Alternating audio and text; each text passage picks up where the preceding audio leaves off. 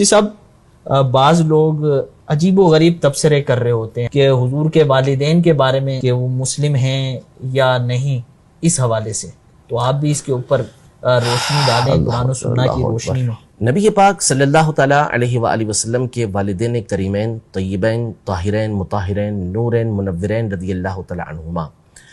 یہ علماء اہل سنت کے جمع غفیر کے نزدیک نہ صرف موحد یعنی اللہ کی توحید کے قائل تھے، ساتھ ہی ساتھ ایک حدیث پاک کے مطابق جو موضوع نہیں ہے، اس حدیث پاک کے مطابق نبی پاک صلی اللہ تعالیٰ علیہ وآلہ وسلم نے ان کو زندہ کیا، اور زندہ کرنے کے بعد ان کو باقاعدہ کلمہ پڑھا کے اپنی امت کے اندر شامل کیا۔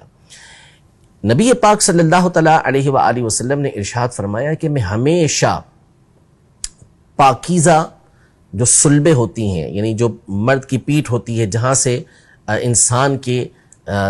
مادہ تخلیق کی ابتدا ہوتی ہے، اس سے پاکیزہ رحموں کے اندر یعنی جو ماں کا بچہ دانی ہوتی ہے اس میں ہمیشہ میں منتقل ہوتا رہا، یعنی ہمیشہ جو پاکیزہ ہیں انہی کے اندر نبی پاک صلی اللہ علیہ وسلم کا نور منتقل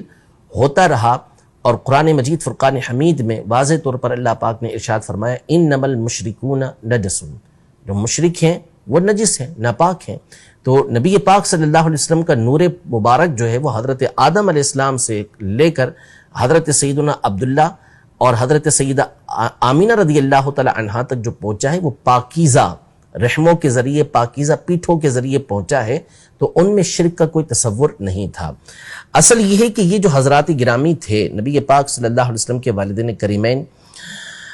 یہ نبی پاک صلی اللہ تعالیٰ علیہ وآلہ وسلم کے اعلان نبوت سے پہلے دنیا سے تشریف لے گئے تھے۔ آپ کے والد گرامی تو صحیح قول کے مطابق اسی وقت دنیا سے تشریف لے گئے تھے جب آپ اپنی والدہ کے پیٹ کے اندر تھے، ابھی نبی پاک صلی اللہ علیہ وسلم دنیا میں جلوہ گر نہیں ہوئے تھے، اور والدہ بھی 6 سال کی عمر جب نبی پاک صلی اللہ علیہ وسلم کی تھی تو اس وقت دنیا سے تشریف لے گئی تھی۔ تو ان کو نبی پاک صلی اللہ علیہ وسلم کے اعلان نبوت کے بعد کا دور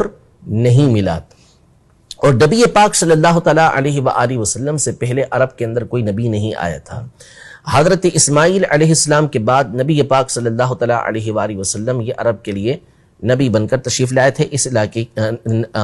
ویسے تو ساری دنیا کے لیے نبی پاک صلی اللہ علیہ وسلم جو ہے وہ نبی بن کے تشریف لائے، لیکن اس علاقے کے اندر نبی پاک صلی اللہ تعالیٰ علیہ وسلم کی جلوہ گری ہوئی، اس سے پہلے کوئی اور نبی یہاں پر نہیں تھے۔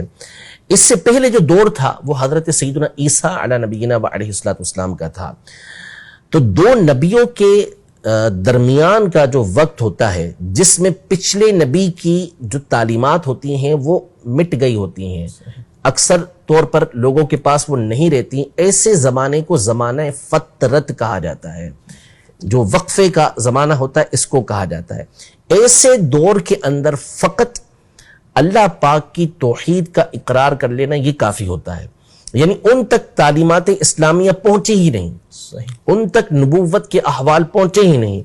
لیکن انہوں نے نہ کبھی بت پرستی کی، نہ کسی بت کو پوجا انہوں نے، نہ کسی بت کے آگے سجدہ کیا، نہ اللہ پاک کے علاوہ کسی دوسرے کو معبود مانا، وہ اللہ پاک کی توحید کے قائل رہے۔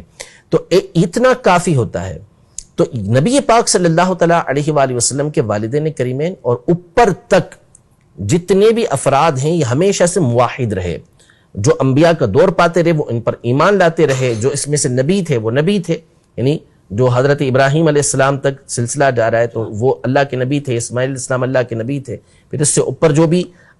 نسب ہے اس میں جو انبیاء آئے، تو آپ علیہ السلام کے والدین کریمین اس زمانے کے اندر تھے کہ جہاں پر اس وقت تک کوئی نبوت کا پیغام پہنچا نہیں تھا، لہذا وہاں پہ توحید کافی تھی، اقرار رسالت وہاں ضروری نہیں تھا۔ تو یہ بات ان کی نجات کے لیے کافی ہے، ان کے جو ہے وہ ایمان والا ہونے کے لیے کافی ہے، وہ موحد کہلائیں گے۔ پھر اس کے بعد نبی پاک صلی اللہ تعالیٰ علیہ وآلہ وسلم نے ان کو زندہ کر کے اپنی امت کے اندر بھی شامل کیا، صحابیت کا شرف بھی عطا کیا۔ علامہ جلال الدین سیوطی شافعی رحمۃ اللہ تعالیٰ علیہ امت اسلامیہ کے عظیم محقق، عظیم محدث، عظیم مفسر، عظیم فقیہ گزرے ہیں،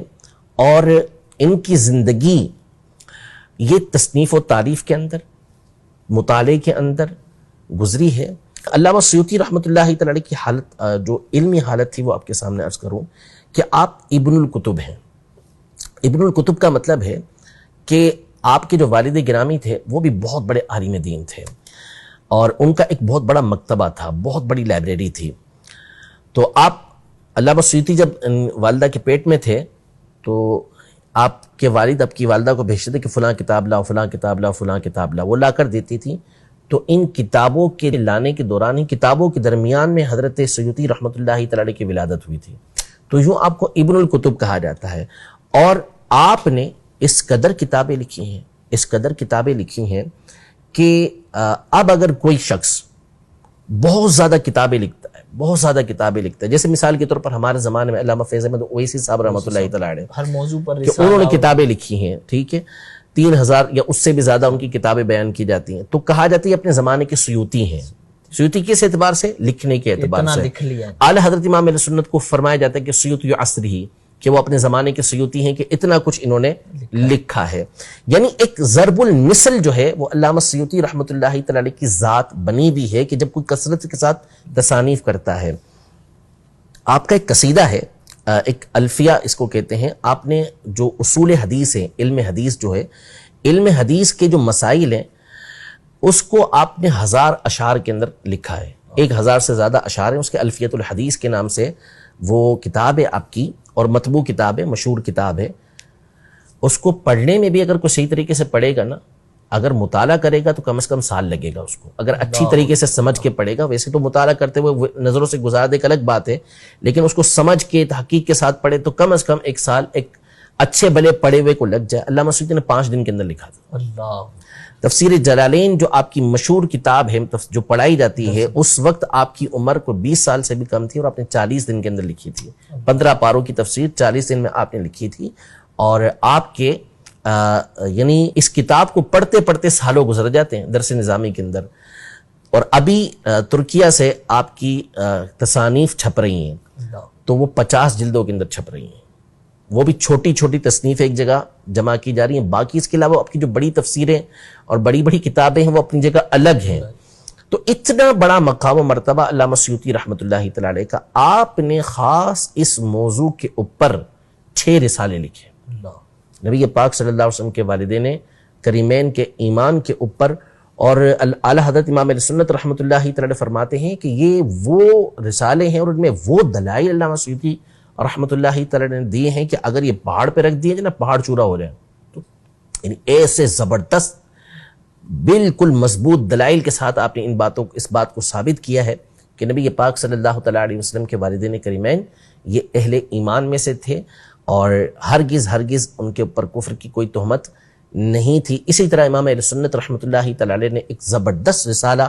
یوں کہ لیکن 6 کتابوں کا پورا خلاصہ اور اس کا زبدہ مکھن بالکل اس کے اندر جمع کر دیا، شمول الاسلام لآبائہ الکرام کے نام سے آپ کا یہ رسالہ ہے، اس میں آپ نے اس کے دلائل قائم کیے ہیں۔ تو بہرحال بہت سخت کلمات بھی ہیں علماء کے اس مقام پر، وہ ہم یہاں احتیاطاً ذکر نہیں کر رہے کہ کیسے سخت کلمات علماء نے ایسے افراد کے لیے ذکر کیے ہیں کہ جو نبی پاک صلی اللہ تعالی علیہ وسلم کے والدین کریمین کے بارے میں اس طرح کی باتیں کرتے ہیں۔ تو اپنی زبان کو لگام دینا چاہیے۔